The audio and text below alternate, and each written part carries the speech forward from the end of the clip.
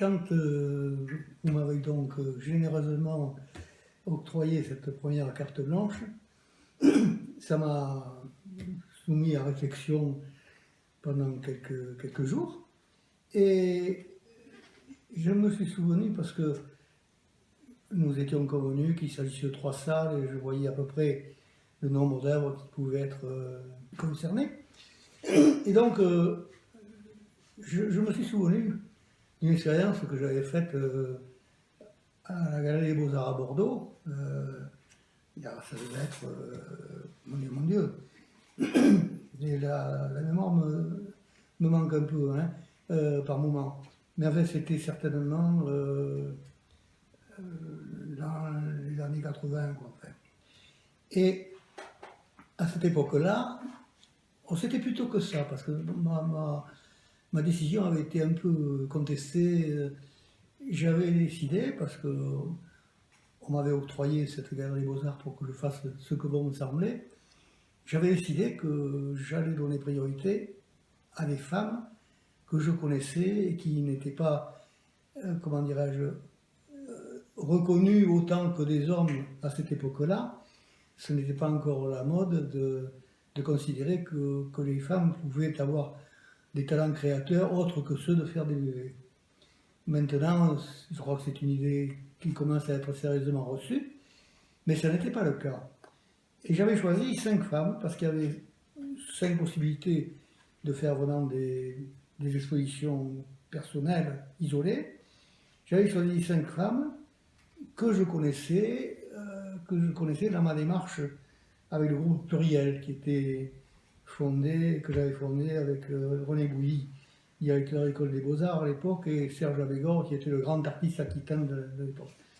Donc j'ai eu envie, pour cette carte blanche, de récidiver. Même si ça n'avait plus du tout le même sens sur le plan de la démarche, si c'était beaucoup moins contestatoire que le fut cette première, c'est bien, c'est loin. J'ai donc pensé, dans un premier temps, à réunir quelques-unes des personnes, des femmes qui avaient participé aux expositions des Jardiniers à mémoire.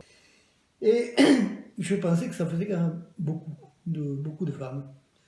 Donc, il m'est venu l'idée de privilégier les pionnières, c'est-à-dire les personnes qui ont donné, avant que cette collection, ce qui allait devenir une collection importante, avant que cette collection ait quelque notoriété que ce soit.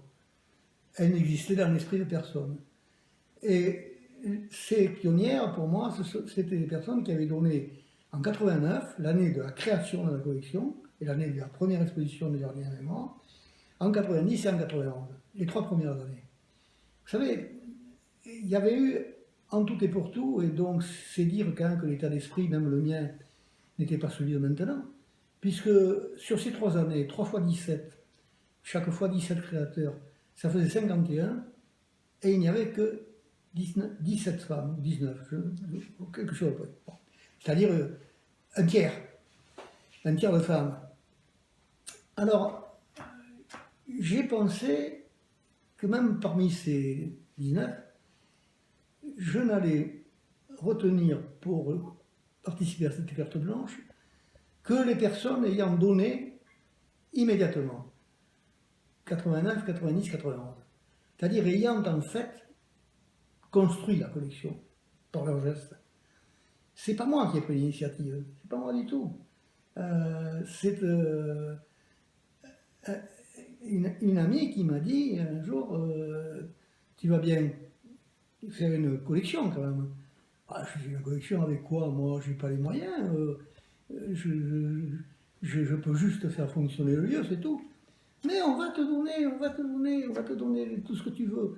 Et effectivement, c'est cette femme, ce sont disons ces femmes qui ont entraîné le mouvement. C'est pas un homme qui a pris l'initiative en premier.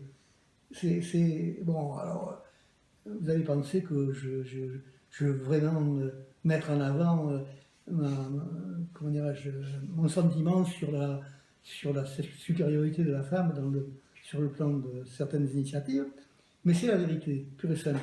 Voilà, alors ça s'est fait comme ça. Et j'ai donc décidé que je ne montrerai pas les 17 ou 19 personnes qui avaient participé, je ne montrerai que celles qui avaient donné tout de suite. Parce qu'il y en a qui ont explosé en 88, 89, 90 et qui ont donné par la suite. Quand elles ont, ce qui est humain d'ailleurs, c'est pas une critique de ma part, hein, mais quand elles ont senti que la collection représentait quelque chose, elles ont eu envie d'y participer, beaucoup plus que de la construire. Bon, c'est comme ça. Hein. Et donc, voilà voilà comment est né le projet. Et j'ai été content de moi parce que j'ai tendance à être content de moi tout le temps. J'étais content de moi parce que c'était en corrélation en fait avec ma première initiative. Euh, Celle-là, je pense, sera beaucoup moins contestée que celle du début des années 80 parce que aujourd'hui, bon, ben, c'est vrai qu'aujourd'hui, il y a beaucoup de dames, de femmes qui sont reconnues comme artistes très importants. Il n'y a plus cette contestation qu'il y avait. Alors donc voilà, j'ai donc retenu pour cette première exposition enfin pour cette carte blanche, pardon, des personnes qui avaient donné spontanément, euh, pour, je sais pas, pour affirmer une présence, et ça a été vraiment le sujet de mon choix. Voilà.